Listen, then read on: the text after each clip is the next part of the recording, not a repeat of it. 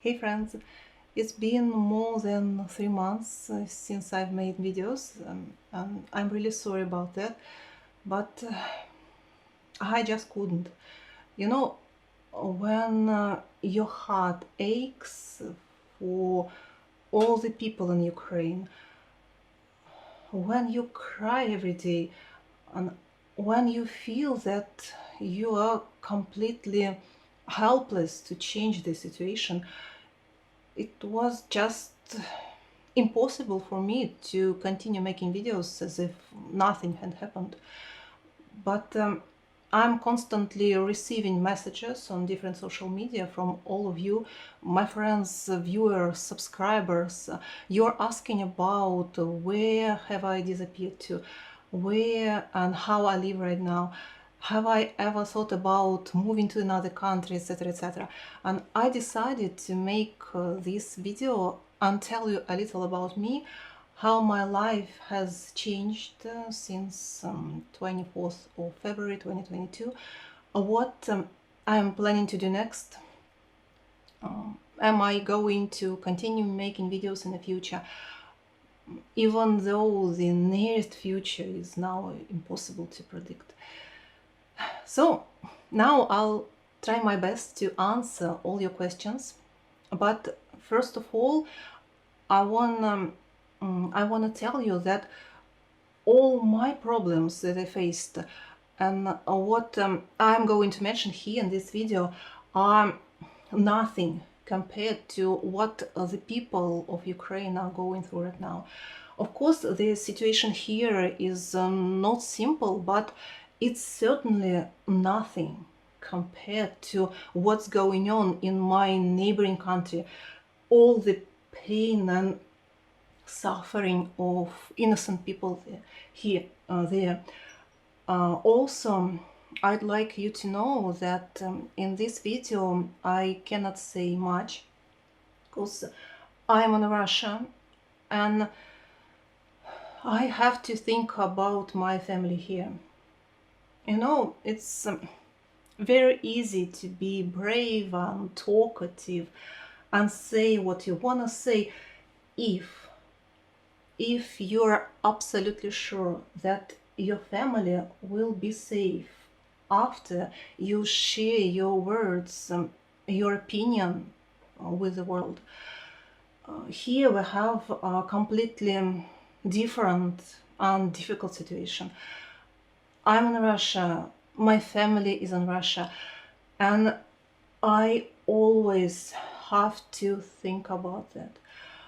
A single wrong word of mine can bring harm to my small family, and no one could help us here. So the first question you're asking is always about my life in Russia, how it has changed and what had happened to me over the last 3 months.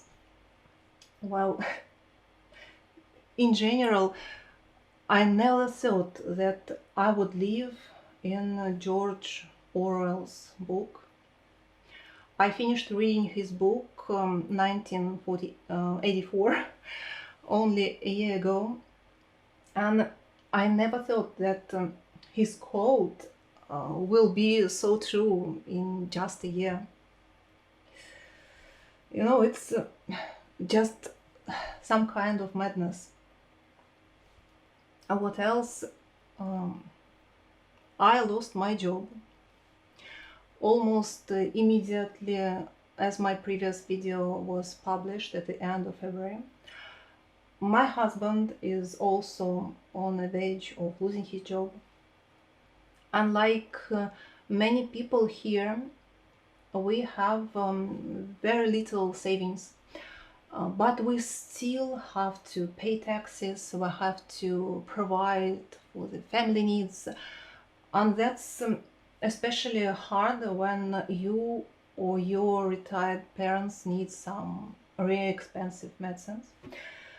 So we decided to cut down our expenses as much as possible, almost to zero, stay here in a village together, grow our own food, on our micro homestead and tried to change jobs completely as quickly as possible. And I think many people here are in the same situation right now. At least people of my age. They just have no time to raise their heads, to express their opinion. They have to run from shops to the pharmacies and so on, looking for discounted products, grow vegetables in their home gardens, if they are lucky enough to have gardens, and they have to look for any job, because every day they need to figure out how to feed their families, literally today and tomorrow. And I think only books, literature, and foreign languages keep me sane and not go crazy with all my thoughts nowadays. I read non-stop, all my free time, everything I can get my hands on. In Russian, I read only classics now, and in foreign languages, I read mostly science fiction and non-fiction books. And I think over the last 3 months, I've read as much as I usually read in 6 months or even more. Also, I've just finished my first creative writing course. This was a 10-week online writing course suitable for beginners who want to learn the very basics of prose writing. And anticipating your questions, I've bought this course before the end of February 2022. If I had known what was going to happen, of course, I would never have bought this course. I'd try to save money, but I would really regret if I didn't buy it, because this course was really good. It was like an eye-opener to me. After this course, I started to notice some of my mistakes I make while writing. I started to think how to make my story more interesting, how to avoid using cliches at the same time, and many more. And also, this course helped me to distract myself from my thoughts, from the pain, at least a little. And by the end of the course, I've managed to write a very short fantasy story of 6,700 or so words. This story is called Ma. It's written in Russian, and I put it on my website. I leave the link in the description box down below. And if you can read in Russian, if you have some free time, I would be really happy if you read it, and I'd like to hear your thoughts on this. I know this story is far from perfect, but it's very difficult to evaluate it myself, and I would really appreciate all your feedback, any corrections, and any advice you could give me on how to improve my writing. As for foreign languages, foreign language learning, here I have some kind of stagnation, or maybe it's just switching to another different way of learning languages at the moment. I can't afford italki classes anymore. I can say that there were many of these classes. I only took one lesson every 2 weeks for each of my main languages I'm learning, English, Spanish and Polish. And I wanted to resume Armenian classes with my friend Armenian exactly from the end of February. But now it's impossible for me, and all I can do is learn my languages silently, only through reading and listening. And you know what? most of my study time is now devoted to the Armenian and Ukrainian languages. I finished reading my first book in Armenian at last, the Armenian fairy tales, and I am currently reading the second one, a children's book written by Russian author Эдуард Ускенский. This is a famous story called Дядя Фёдор, пёс и кот in Russian, or Uncle Fedya, his dog and his cat in English. And in Armenian it's called Քեռի Ֆյոդորը, շունը, կատուն.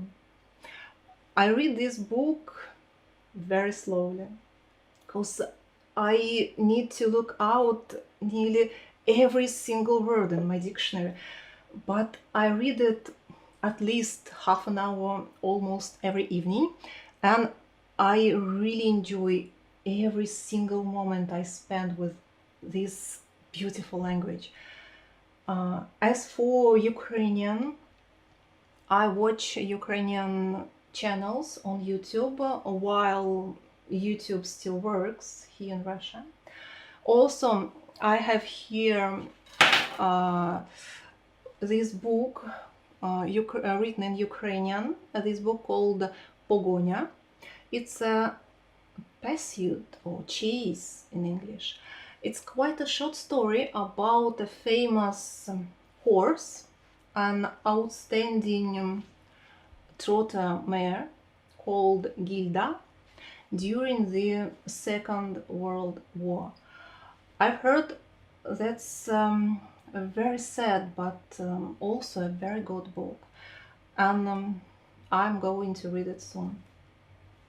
So this is how I live now, but I want to repeat that all that happened to me, all that economic uncertainty, job loss, lack of money, it's nothing compared to the horrors in Ukraine. Also, some of my friends asked me if I have ever thought about moving. Yes, sometimes, but I just can't afford to move to another country. And there is also another more important thing. I think that leaving the country is not the right choice. Leaving the country is the easiest way. But I want to try to do something here for future. My village is situated about 200 kilometers from Moscow, so there is not much I can do in this situation. But I talk to neighbors, other people here, also to relatives on Skype. I talk about what they think is going on, ask them to watch less TV and try to use other sources of information. Also, I try to explain that it's not okay to live with a heart full of hatred. It's not okay to wish death to other people from neighboring countries.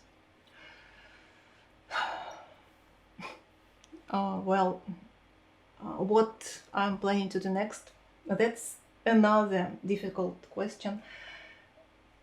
It's really scary to live in a world where you are not sure if tomorrow will come or not. I'm going to live in a village and grow as much of my own food as possible, because if things keep going the way they're going, the canned and frozen food of mine will be a big help for my family for a long Russian winter. Also, I will continue talking to people about peace, no war. Continue to read, as much as I can. And of course, I will continue to learn languages, but for the time being, learn them mostly silently, mainly through reading and listening. Even though I can't afford online classes right now, to me that's not definitely not a reason to stop learning at all. Also, people were asking, am I going to make more videos, continue doing what I was doing during these past 2 years? Yes. You know, when at the end of February this nightmare has started, I was at first I was really in shock. I just couldn't think straight, let alone make videos. I closed, hid myself in my own little world, and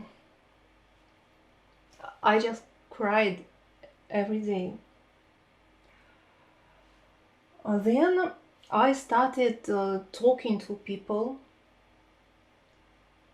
and I was shocked even more by some of the statements that I heard, by that level, that atmosphere of hatred.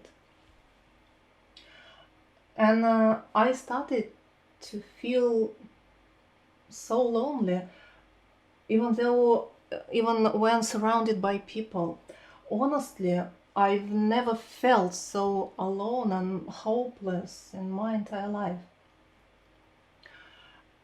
And I realized how much these videos mean to me, not just for practicing my languages and getting feedback, but also for communicating with the whole world, knowing that I'm not alone. And there were also great messages from my friends asking me to keep going, to keep making videos. And here I am with that slightly awkward update. I'm not sure if I'll be able to put regularly, because there is a lot of work to be done in my garden and in this house, preparing for a long Russian winter.